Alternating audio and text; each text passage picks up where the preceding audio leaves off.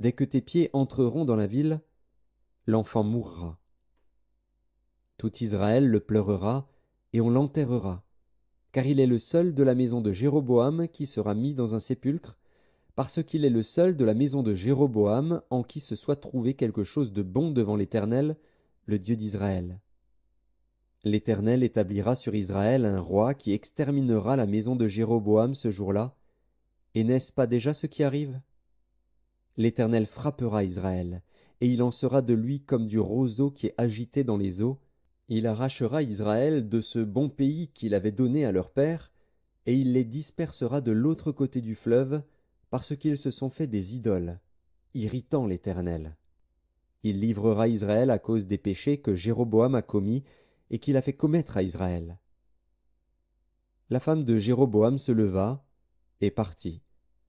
Elle arriva à Tirtsa, et, comme elle atteignait le seuil de la maison, l'enfant mourut.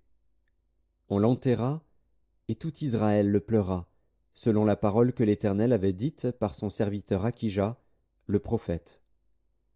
Le reste des actions de Jéroboam, comment il fit la guerre et comment il régna, cela est écrit dans le livre des chroniques des rois d'Israël. Jéroboam régna 22 ans, puis il se coucha avec ses pères. Et Nadab, son fils, régna à sa place. Roboam, fils de Salomon, régna sur Juda. Il avait 41 ans lorsqu'il devint roi, et il régna 17 ans à Jérusalem, la ville que l'Éternel avait choisie sur toutes les tribus d'Israël pour y mettre son nom. Sa mère s'appelait Naama, l'Ammonite. Juda fit ce qui est mal aux yeux de l'Éternel. Et, par les péchés qu'ils commirent, ils excitèrent sa jalousie plus que ne l'avait jamais fait leur père. Ils se bâtirent, eux aussi, des hauts lieux avec des statues et des idoles sur toute colline élevée et sous tout arbre vert. Il y eut même des prostituées dans le pays.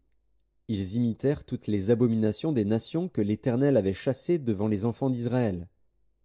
La 5e année du règne de Roboam, Shishak, roi d'Égypte, monta contre Jérusalem.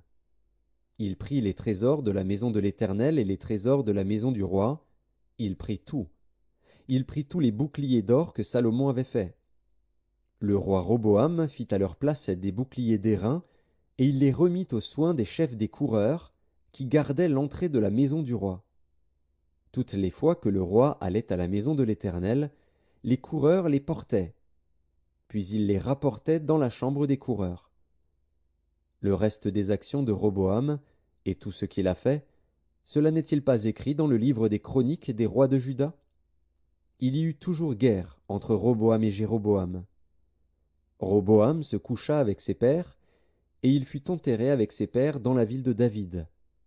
Sa mère s'appelait Naama, l'Ammonite, et Abi